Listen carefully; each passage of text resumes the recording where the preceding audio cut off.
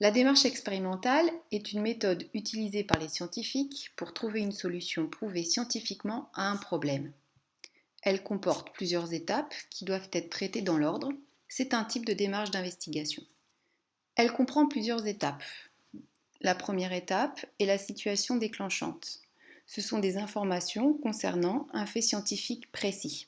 Pour illustrer la démarche expérimentale, nous prendrons un exemple que nous déclinerons à chaque étape. Notre étude de cas est: chaque année en forêt, il tombe une épaisseur de 10 cm de feuilles mortes au pied des chênes, et certains chênes ont 200 ans. Ça fait beaucoup de feuilles, mais en se promenant, on ne les voit pas. La deuxième étape est le problème scientifique. C'est une question scientifique que l'on se pose.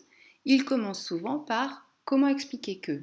Dans notre étude de cas, le problème scientifique est: comment expliquer qu'il n'y ait que 10 cm de feuilles au pied des chênes alors que certains chênes ont plus de 200 ans. La troisième étape de la démarche expérimentale est l'hypothèse. C'est une réponse possible au problème scientifique.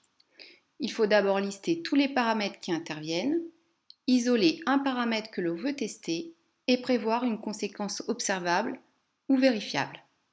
L'hypothèse doit être testée par une expérience. Mais qu'est-ce qu'une conséquence vérifiable? La conséquence vérifiable ou observable est une expression qui précise le résultat auquel on s'attend en admettant que l'hypothèse que l'on vient de formuler est juste.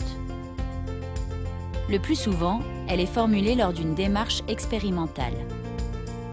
La conséquence vérifiable permet de concevoir le protocole d'une expérience. Dans notre étude de cas, l'hypothèse que l'on peut poser est: les feuilles sont mangées par des êtres vivants du sol de la forêt. Sa conséquence vérifiable sera: en l'absence d'êtres vivants dans le sol, la feuille ne se dégrade pas. La quatrième étape comprend l'expérience.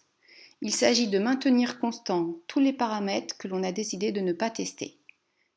Seul le paramètre à tester varie d'un dispositif à l'autre. On doit reproduire l'expérience plusieurs fois de suite afin de s'assurer qu'on obtient toujours les mêmes résultats. On doit prévoir à chaque fois un dispositif témoin et donc un dispositif test. Et on mobilise des attitudes scientifiques comme la rigueur, l'honnêteté intellectuelle, etc. Dans notre cas, on prévoit le dispositif témoin suivant. On place des feuilles de chêne sur de la terre de forêt. Notre dispositif test sera des feuilles de chêne sur de la terre de forêt qu'on a mis à l'étuve, c'est-à-dire à 100 degrés, pour tuer les êtres vivants du sol.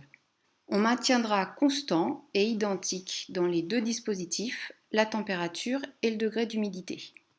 La cinquième étape est l'obtention des résultats. Il s'agit de constater entre le début et la fin de l'expérience les changements et de les présenter en utilisant des moyens scientifiques adaptés comme le graphique, le schéma, etc. Ici, dans notre étude de cas, on a choisi de communiquer les résultats par des photos. L'étape 6 est l'interprétation des résultats, c'est-à-dire l'étude des résultats. Elle comporte 2 temps: les observations, puis les déductions qu'on rédige en rapport avec le problème posé.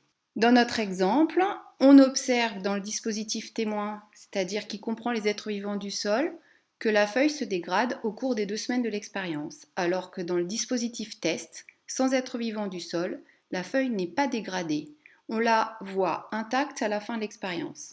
On en déduit donc que les êtres vivants du sol dégradent les feuilles situées sur le sol. La dernière étape est la conclusion.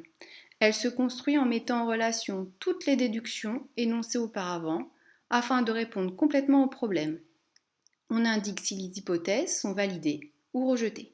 Dans notre étude de cas, on conclut qu'il n'y a que 10 cm de feuilles au pied des chênes à chaque automne, car les êtres vivants du sol les dégradent au fil du temps. L'hypothèse est donc validée. Pour résumer, voici les différentes étapes de la démarche expérimentale, ainsi qu'une citation d'Albert Einstein: la seule source de connaissance est l'expérience.